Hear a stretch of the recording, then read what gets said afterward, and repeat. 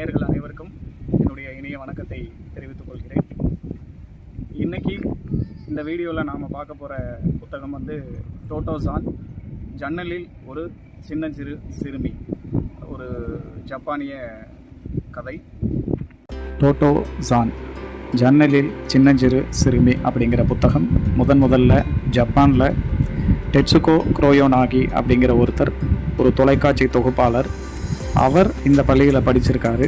அவருடைய உண்மை கதை, தான் அந்த பள்ளியில் சந்தித்தது எல்லாத்தையும் சேர்த்து அவருடைய உண்மை கதையை ஜப்பானில் இந்த புத்தகம் எழுதி வெளியிடப்படுது. அதை தமிழில் வள்ளிநாயகம், பிரபாகரன் அப்படிங்கிற 2 பேர் நமக்கு தமிழாக்கம் பண்ணி இந்த புத்தகத்தை நமக்கு கொடுத்துருக்குறாங்க.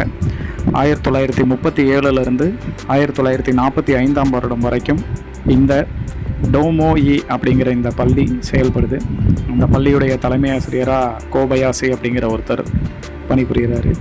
அவருடைய நடவடிக்கைகளும், அந்த பள்ளிக்கு முதலாக வரக்கூடிய ஒரு சிறுமி அந்த பள்ளியில் என்னெல்லாம் கற்றுக்கிறாங்க அப்படிங்கிறதையும் மொத்தமாக கொண்டு, அதனால் அவர்களுடைய ஆளுமைத்திறன், குழந்தைகளுடைய ஆளுமைத்திறன் எப்படி வளர்க்கப்படுது அப்படிங்கிறதெல்லாம் இந்த புத்தகத்தில் ரொம்ப அழகாக கிட்டத்தட்ட 50 தலைப்புகளில் நடந்த உண்மை கதையை நமக்கு விரிவாக சொல்லியிருக்கிறாங்க. இந்த புத்தகத்தின் வழியாக என்னவெல்லாம் நடந்திருக்கு, அடுத்தடுத்த தலைப்புகளில் என்னெல்லாம் நமக்கு முக்கியமான தேவை இருக்குது, எதெல்லாம் நாம் தெரிஞ்சுக்க வேண்டிய அவசியம் இருக்குது அப்படிங்கிறதெல்லாம் இந்த காணொலியில் நாம் தொடர்ந்து பார்க்க இருக்கிறோம். இந்த புத்தகத்தோட முதல் பகுதி எப்படி தொடங்குது அப்படின்னா, டோட்டோ ஜான் அப்படிங்கிற ஒரு சிறுமி, அவங்க ஒரு பள்ளியில் முதல் வகுப்பு படிச்சுட்ருக்காங்க. அந்த படிக்கிற பள்ளியில் டோட்டோ ஜானுடைய அம்மாவை அன்றைக்கி கூப்பிட்டுருக்காங்க. என்ன காரணம் அப்படின்னா, இந்த டோட்டோ ஜான் ரொம்ப குறும்பு பண்ணுறாங்க. வகுப்பு நடந்துட்டு இருக்கும்போது டேபிள் ட்ராவை திறந்து மூடுறாங்க. வகுப்பு நடக்கும்போது இடையில போய் ஜன்னலில் நின்றுக்கிட்டு ரோட்டில் போகிறவங்க அவங்களெல்லாம் கூப்பிட்டு, இசைக்கலைஞர்கள்லாம் கூப்பிட்டு இசை வாசிக்க சொல்கிறாங்க. இதெல்லாம் ரொம்ப எங்களுக்கு தொந்தரவாக இருக்குது. அதனால் உங்கள் பொண்ணு இந்த 1ஆம் வகுப்புலேருந்து இந்த பள்ளியிலேருந்தே வெளியேற்றப்படுறாங்க.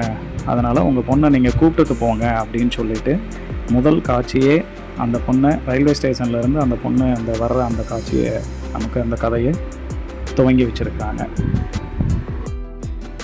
இதற்கு முன்னால் படித்த அந்த பள்ளியிலிருந்து வெளியேற்றப்பட்ட இந்த டோட்டோ ஜான் அப்படிங்கிற குழந்தை அவங்க அம்மா கூப்பிட்டுக்கிட்டு இன்னொரு பள்ளிக்கு வர்றாங்க. அந்த பள்ளி தான் இந்த நூல் முழுசும் நாம் பார்க்க போகிற இந்த பள்ளி, டோமோயி அப்படிங்கிற இந்த பள்ளிக்கு கூப்பிட்டு வராங்க. அந்த பள்ளியுடைய கேட்டுக்கு வரும்பொழுதே அந்த குழந்தைக்கு அந்த பள்ளியோட கேட்டு கவர்ந்துருது. அந்த கேட் வேர்களாலும் மரத்தாலும் ஆன இலைத்தலைகளோடு ஆனக்கூடிய ஒரு மரத்தை வச்சு அந்த கேட்டை வடிவமைச்சிருக்காங்க. அந்த பொண்ணு வரும்போதே சொல்லிட்டு வரா, இந்த கேட்டு வளர்ந்துக்கிட்டே இருக்கும்னு நினைக்கிறேன் அப்படின்னு சொல்லிட்டு அந்த பள்ளிக்குள்ளே வர்றாங்க. உள்ளே வந்ததுமே ரொம்ப அந்த பொண்ணுக்கு இன்னும் ஆச்சரியம், என்ன ஒரே ரயில் பெட்டியாக இருக்குது அப்படின்னு சொல்லிட்டு அவங்க அம்மா சொல்கிறாங்க. அது வெறும் ரயில் பெட்டி அல்ல, ரயில் பெட்டிகளால் ஆன வகுப்பறை அப்படின்னு சொல்கிறாங்க. அந்த பள்ளியில் இருக்கக்கூடிய வகுப்பறைகள் 6 வகுப்பறை, 6மே ரயில் பெட்டியால், ஒரிஜினல் ரயில் பெட்டியால் செஞ்சுருக்கக்கூடிய வகுப்பறை. அதனால் நீ அங்கே உள்ளெல்லாம் போக முடியாதுன்னு சொல்லி ஹெட்மாஸ்டர் ரூமுக்கு கூப்பிட்டு போகிறாங்க. அந்த பொண்ணு உடனே சொல்ல ஆரம்பிச்சிடுறா, எனக்கு இந்த பள்ளியை ரொம்ப பிடிச்சிருக்கு அப்படின்னு சொல்கிறான். அவங்க அம்மா அதுக்கு பதில் சொல்கிறாங்க, உனக்கு இந்த பள்ளியை பிடிக்கிறது முக்கியம் இல்லை, இந்த பள்ளியை ஹெட்மாஸ்டருக்கு உன்னை பிடிக்கணும், அப்போ தான் இங்கே நம்ம அட்மிஷன் போட்டுக்க முடியும் அப்படின்னு சொல்கிறாங்க. அப்போ முதலாக தலைமை ஆசிரியர்கிட்ட போகிறாங்க. அந்த தலைமை ஆசிரியரை அறிமுகப்படுத்துகிறாங்க. ஒரு வழுக்கு தலையோட லைட்டாக கொஞ்சம் முடிய வச்சு, இடையில பல்லெல்லாம் 1-2 பல்லு இல்லாமல் இருக்கக்கூடிய கோட் சூட் அணிஞ்ச ஒரு தலைமை ஆசிரியரை அறிமுகப்படுத்துகிறாங்க. அவர் இவங்க உள்ளே வந்ததுமே அவங்கள தலை வணங்கி அவங்கள உள்ளே கூப்பிட்டு அட்மிஷன் போட்டுக்கலாமா அப்படின்னு கூப்பிட்றாங்க. அப்போ இந்த டோட்டோ ஜான் சும்மா இல்லாமல் என்ன பண்ணுறாங்க, ரயில் பெட்டிலாம் பார்த்ததுனால நீங்கள் ஹெட் மாஸ்டரா இல்லை ஸ்டேஷன் மாஸ்டரா அப்படின்ற மாதிரி ஒரு கேள்வி கேட்டுறாங்க. அவங்க அம்மாவுக்கு சங்கடமாக இருக்குது. ஆனால் அந்த ஹெட் மாஸ்டருக்கு இவ பேசுனது பிடிச்சி போயிடுது. உனக்கு நான் அட்மிஷன் கண்டிப்பாக இந்த ஸ்கூலில் தரேன் அப்படின்னு சொல்லிவிட்டு அவங்க அம்மாவை நீங்கள் கிளம்பலாம் அப்படின்னு சொல்லிடுறாரு. இதை சொல்லிவிட்டு அவர் செஞ்ச விஷயந்தான் ரொம்ப முக்கியமான விஷயம். அந்த டோட்டோ ஜானை உட்கார வச்சு, இப்போது நீ என்ன பண்ணுறேன்னா, உனக்கு இது வரைக்கும் தெரிஞ்ச எல்லாத்தையும் நீ என்கிட்ட பேசலாம் அப்படின்னு அந்த குழந்தைக்கு ஒரு அனுமதியை தர்றாரு. என்னது, எனக்கு தெரிஞ்ச எல்லாமே பேசலாமான்னு அந்த குழந்தைக்கு ஆச்சரியம். இப்படிலாம் யாராவது கேட்பாங்களா, நம்மளை பேச விடுவாங்களா அப்படிங்கிற ஒரு ஆச்சரியம் அந்த குழந்தைக்கு. ஆமாம், நீ உனக்கு என்னெல்லாம் தெரியுமோ அதெல்லாம் உன் மனசு விட்டு என்கிட்ட நீ சொல்லு, நான் உட்காந்து கேட்குறேன்னு உட்காந்து கேட்குறாரு. கேட்டுக்கிட்டே இருக்கார். கிட்டத்தட்ட 4 மணி நேரம் அந்த குழந்தை தனக்கு தெரிஞ்ச எல்லாத்தையுமே அவர்கிட்ட சொல்லுது. ரொம்ப பொறுமையாக அந்த தலைமை ஆசிரியர் அந்த குழந்தை சொன்ன எல்லா விஷயத்தையும் கேட்டுக்கிறாரு. கேட்டு முடிச்சுட்டு, உனக்கு கண்டிப்பாக இந்த பள்ளியில் அட்மிஷன் உண்டு, நீ இந்த பள்ளியில் படிக்கலாம் அப்படின்னு சொல்கிறாரு. அந்த குழந்தைக்கு ரொம்ப மகிழ்ச்சியாக இருக்குது. பள்ளியுடைய அட்மாஸ்பியர் பிடிச்சிருக்கு, வகுப்பறை பிடிச்சிருக்கு, கேட்லேருந்து எல்லாம் பிடிச்சிருக்கு. அதை விட நம்மளை உட்கார வச்சு நாம் சொன்னதை எல்லாத்தையும் இங்கே கேட்பாங்கங்கிற ஒரு விஷயம் ரொம்ப பிடிச்சி போயிடுது டோட்டோசானுக்கு. இந்த டோமோயி பள்ளியில் மாணவர்களுடைய எண்ணிக்கை ரொம்ப குறைவு தான். 50 மாணவர்கள் தான் மொத்தமாகவே அந்த பள்ளியில் படிக்கிறாங்க. இந்த பள்ளியில் நடக்கிற மதிய உணவு மிக முக்கியமானது. ஏன்னா பள்ளியில் இருக்கக்கூடிய எல்லா மாணவர்களும் ஒன்றா அசம்பிளி ஹாலில் உட்காந்து சாப்பிடக்கூடிய நிகழ்வு அங்கே நடக்கும். அந்த சாப்பிட்ற டைமில் அவங்க ஒன்று பார்க்குறாங்க. அந்த தலைமை ஆசிரியர் வந்து எல்லாருடைய டிஃபன் பாக்ஸையும் எடுத்து சோதித்து பார்க்குறாரு. அதில் முக்கியமான விஷயத்த அவங்க சொல்கிறாங்க. அந்த தலைமை ஆசிரியர் உணவறைக்கு வந்தவுடனே கேட்குறாரு, எல்லாரும் கடலிலிருந்து கொஞ்சம் மலையிலிருந்து கொஞ்சம் கொண்டு வந்திருக்கீங்களா, எல்லாரோட பாக்ஸையும் காட்டுங்க அப்படின்னு கேட்குறாரு. அதாவது கடல் உணவுகளுக்கு ரொம்ப முக்கியத்துவம், அதே சமயத்தில் மலையிலிருந்து பெறப்பட்ட உணவுகளுக்கும் ரொம்ப சரிசம விகிதத்தில் நாம் சாப்பிடணும், அப்போ தான் உடம்புக்கு நல்லது அப்படிங்கிறத டெய்லி சோதிக்கிறாங்க. ஒருவேளை யாருடைய டிஃபன் பாக்ஸ்லையாவது கடலில் இருந்தது கம்மியாக இருந்தால் அவங்க ஒரு கையோட வாளி கொண்டு வராங்க, அதில் கடல் உணவை அவங்களுக்கு தர்றாங்க. ஒருவேளை மலையிலிருந்து கொண்டு வந்த உணவு கம்மியாக இருந்தால் மலையிலிருந்து கொண்டு வரப்பட்ட உணவை அந்த குழந்தைங்களுக்கு கொடுக்குறாங்க. இது ஒரு மதிய உணவு எல்லாரும் ஒன்றா உட்காந்து சாப்பிடக்கூடிய நிகழ்வாக அங்கே இருக்குது. 2வது நாள் தொடங்குது. டோட்டோசான் காலையில் ரொம்ப விரைவாக கிளம்பி பள்ளிக்கு போயிடுறாங்க. அடுத்த நாள்லேருந்து சந்தோஷமாக மகிழ்ச்சியோடு அந்த பள்ளிக்கு போக தொடங்குறாங்க. எப்படா ரயில் பெட்டியை பார்ப்போம், ரயில் பெட்டி வகுப்புக்குள்ளே போய் உட்காருவோம் அப்படிங்கிற ஆனந்தத்தோடு அந்த பள்ளிக்கு டோட்டோசான் போகிறாங்க. அவங்க அம்மாவுக்கு இந்த விஷயம் ரொம்ப சந்தோஷமாக இருக்குது. அந்த ரயில் பெட்டி வகுப்பறைக்குள்ளே மாணவர்கள் எங்கே வேணுனாலும் எந்த இடத்துல வேணுனாலும் உட்காந்துக்கலாம். தினசரி ஒரே இடத்துல உட்காரணுங்கிற கட்டாயம் கிடையாது.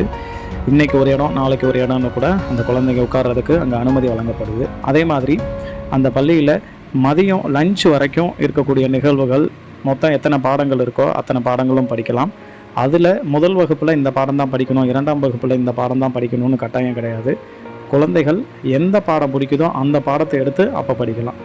1 மணி நேரம், அடுத்த 1 மணி நேரம் எது பிடிக்குதோ அது படிக்கலாம் அப்படிங்கிற ஒரு அந்த வகுப்பறை நிகழ்வுகளை கட்டமைச்சிருக்கிறாரு அந்த கோபயாசி அப்படிங்கிற தலைமை ஆசிரியர். மேலும் இந்த டோமோயி பள்ளியில் தலைமை ஆசிரியர் கோபயாசி அவர்கள் அறிமுகப்படுத்தியுள்ள புதிய திட்டங்கள் என்னென்னலாம் புதுசாக பண்ணி அந்த குழந்தைங்களை பள்ளிக்கு வர விரும்ப வைக்கிறாரு அப்படிங்கிறத நம்ம சுருக்கமாக பார்த்துருவோம். முதல்ல பாடங்களுக்கு எதை படிக்கணும்னு முக்கியம் கிடையாதுன்னு சொல்லியிருந்தோம். குழந்தைகள் விரும்பியதை படிக்கலாம் அப்படிங்கிற விஷயத்த சொல்லியிருந்தோம். அதோட ஆசிரியர்கள் பாடம் கொடுமைப்படுத்தி நடத்தலாம் மாட்டாங்க. உட்கார வச்சு உங்களை முழுசுமாக நாங்கள் நடத்தோம் அப்படிங்கிறதெல்லாம் இந்த பள்ளியில் கிடையாது. மாணவர்கள் சுயமாக படிக்கலாம். சுயமாக படிச்சுட்டு இந்த 1ஆம் வகுப்பு மாணவர்களுக்கு மட்டும் ஆசிரியர்கள் ரொம்ப உதவி பண்ணுவாங்க. மற்ற வகுப்பு மாணவர்களுக்கெல்லாம் சுயமாக படிக்க வாய்ப்பு தான்.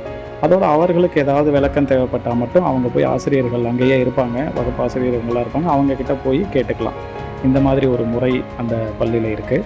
மதிய உணவு வரைக்கும் தான் பாடங்கள். மதிய உணவுக்கு பின்னாடி அவர்களுடைய ஆளுமையை வளர்க்குறதுக்காக தினசரி ஏதாவது ஒரு ஆக்டிவிட்டியை அந்த பள்ளியில் அந்த குழந்தைகளுக்கு கொடுக்குறாங்க.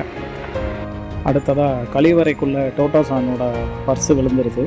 அது அந்த குழந்தையே சொந்தமாக குச்சியை விட்டு அந்த கழிவறை டேங்க் எங்கே இருக்கோ அதில் போய் கிளறி எல்லாத்தையும் வெளியே எடுத்து போடுறா. அது அந்த தலைமை ஆசிரியர் பார்த்தும், சரி ஓகே நீ மறுபடியும் எல்லாத்தையும் எடுத்து போட்டுட்டு பர்ஸு கிடச்சிதுன்னா மறுபடியும் எல்லாத்தையும் உள்ளே தள்ளிடணும் அப்படின்னு சொல்லிவிட்டு அதை இயல்பாக எடுத்துக்கிட்டு போகிறாரு. மற்ற பள்ளிகளில் இருந்தால் அது என்ன நடந்திருக்கும் அப்படிங்கிறது தெரியும்.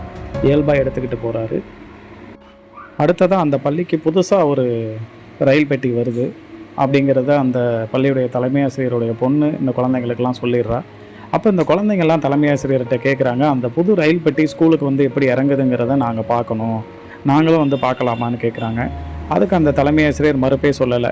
இரவு 2 மணி ஆகும், ஆனாலும் பரவாயில்ல நீங்கள் எல்லோரும் வாங்க அப்படின்னு சொல்லி அவங்க பெற்றோர்களுக்கெல்லாம் தெரிவிக்கப்பட்டு போர்வெல்லாம் எடுத்துக்கிட்டு நைட்டு அந்த குழந்தைங்க உட்காந்துருக்காங்க. அந்த ரயில் பெட்டியை எவ்வளோ கஷ்டப்பட்டு இங்கே கொண்டு இறக்குறாங்க அப்படிங்கிறத லைவில் பார்த்து அதையும் கற்றுக்குறாங்க அந்த குழந்தைங்க. அதோடு அந்த பள்ளியில் ஒரு நீச்சல் குளம் ஒன்று இருக்குது. அது எப்போயாவது தான் அந்த நீச்சல் குளம் தண்ணி நிரப்புவாங்க. அந்த தண்ணி நிரப்புற அன்னைக்கு குழந்தைங்க அதில் குளிக்கிறதுக்கு ஒரு வாய்ப்பு தரப்படும். இந்த மதிய உணவுக்கு பின்னாடி அந்த குழந்தைங்க அந்த நீச்சல் குளத்தில் போய் விளையாடலாம் அப்படிங்கிற வாய்ப்பு தருவாங்க. அப்போ ஒரு நாள் அந்த மாதிரி மதியம் எல்லாரும் குளிக்கலாம் அப்படின்னு சொல்லும்போது, அந்த தலைமை ஆசிரியர் துவக்கப்பள்ளி தானே, அதனால் எல்லாருமே நீங்கள் உடை அணிய வேணாம், எந்த உடையும் இல்லாமல், உடம்புல உடையே இல்லாமல் நீங்கள் எல்லோரும் ஆண் பெண் குழந்தைகள் எல்லோரும் வந்து குளிங்கன்றாங்க. ஆச்சரியமாக இருக்குது. என்ன காரணம், ஏன் வந்து உடை இல்லாமல் இப்படி குளிக்கலாம் அப்படின்னு சொல்லும்போது, அதுக்கு அந்த தலைமை ஆசிரியர் என்ன சொல்கிறார் அப்படின்னா, ஆண் பெண் உடல் வேறுபாக்க அந்த குழந்தைங்க சின்ன வயசுலேயே புரிஞ்சுக்கணும். அதில் உடல் வேறுபாடு மட்டும்தான் இருக்கே தவிர மற்ற எதுவும் அந்த குழந்தைங்களுக்கு பெரிய விஷயமா தெரியக்கூடாது. அதில் எந்த பிரச்சனையும் கிடையாது உடல்னால வேறுபாட்டுனால. அதே சமயத்தில் மாற்றுத்திறனாளி குழந்தைகள் இந்த பள்ளியில் படிக்கிறாங்க. அந்த குழந்தைகளுடைய உடலையும் மற்றவர்களுக்கும் எந்த வேறுபாடும் இல்லை, நாங்களும் அவங்கள மாதிரி தான் இருக்கோம், அவங்கள மாதிரி ஒன்றா எங்களால் எல்லா நடவடிக்கையும் செய்ய முடியுங்கிறத காட்டுறதுக்காக எல்லா குழந்தைகளையும் நிர்வாணமாகவே அந்த குளத்தில், நீச்சல் குளத்தில் வந்து குளிக்க வச்சு மறுபடியும் பள்ளியை விட்டு அன்றைக்கி அனுப்புகிறாங்க. குழந்தைங்களோட ஆளுமை திறனையும் தனித்திறனையும் வளர்க்குறதுக்காக சொந்தமாக கூடாரம் அமைச்சு தங்க வைக்கிறதுக்கும், மரம் ஏறுறதுக்கு பயிற்சி கொடுக்கறது, படகுல போகும்போது துடுப்பு போடுறது, எல்லா குழந்தைங்களும் தாங்களே கொண்டு வந்ததை வச்சு சமைச்சு சாப்பிட்றது, மதிய உணவுக்கு பின்னாடி எழுந்து நின்று அவர்களுக்கு ஒரு தலைப்பு கொடுத்து அந்த குழந்தைங்களை எல்லாருக்கும் முன்னாடியும் பேச வைக்கிறது, அதோட இசை கற்றுக்க வைக்கிறது, வெளியே ஃபீல்டு ட்ரிப்பு களப்பயணங்கள் மேற்கொள்கிறது, எதையும் செய்கிறதுக்கு முன்னாடி கவனித்து அதை பண்ணணும் அப்படிங்கிறதுக்காக ஒரு பெண் கதை சொல்லப்பட்டிருக்கு. இதுபோல் நிறைய ஆக்டிவிட்டீஸ் இந்த புத்தகம் படிக்கும்போது அந்த தலைமை ஆசிரியர் உண்மையாகவே அவர் இருந்திருக்கிறாரு. அவர் உண்மையாக போய் ஐரோப்பாலெல்லாம் வந்து ஒரு பள்ளி எப்படி நடத்தணும் அப்படிங்கிறதெல்லாம் தனியாக படிச்சுட்டு வந்து இந்த பள்ளியை துவங்கி அவர் நடத்துகிறாரு. இந்த உண்மை கதை வழியாக ஆசிரியர்கள் ரொம்ப பொறுப்போடு நடந்துக்கிறாங்க. இந்த பள்ளியில் தலைமை ஆசிரியருக்கு ஒத்துழைப்பு தர்றாங்க. குறைவான மாணவர்கள் இருக்கும் வகுப்பு வந்து கவனிக்க எளிமையாக இருக்குது அப்படிங்கிறதும், மாணவர்கள் சுயமாக சிந்திக்க வச்சு அவர்களுடைய ஆளுமை திறனை வளர்க்குறதும், பாடங்கள் வழியாக அவர்களுடைய திறனை வளர்க்குறது முக்கியம் இல்லை அப்படிங்கிறதும், அடிக்கக்கூடாது, எந்த விஷயம் அவங்க குழந்தைங்க பண்ணாலும் அது குழந்தைகள் அப்படிங்கிற ஒரு முக்கியமான கருத்தையும் இந்த புத்தகம் நமக்கு ரொம்ப என்ன சொல்கிறது, நெற்றி போட்டதை அடித்த மாதிரி நிறைய விஷயங்களை சொல்லி கொடுத்துருக்கு. இறுதியாக 1945ஆம் வருடம் நடந்த போரில் இந்த பள்ளி அழிக்கப்படுது. அந்த தலைமை ஆசிரியர் அதற்கு பிறகும் இது போல் பள்ளி அமைச்சர்லாம் எவ்வளோ முயற்சி பண்ணுறாரு, அவரால் முடியல. இறுதியில் அவரும் இறந்து போகிறாரு.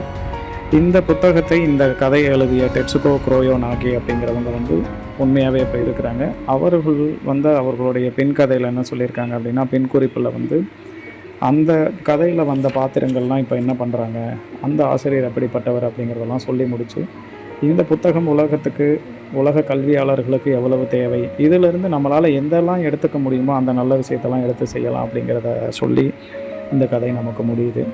அதனால் இந்த கதை பெற்றோர்களுக்கும் ஆசிரியர்களுக்கும் இந்த புத்தகம் ரொம்ப உண்மையாகவே சிறப்பாக இருக்கும். ஏறத்தாழ 350 பக்கங்களில் சொல்லப்பட்டிருக்க விஷயத்தை முழுமையாக நம்மளால் ஒரு 10 நிமிட காணொலியில் நம்மளால் சொல்ல முடியாது. அந்த புத்தகம் நிச்சயம் படிங்க.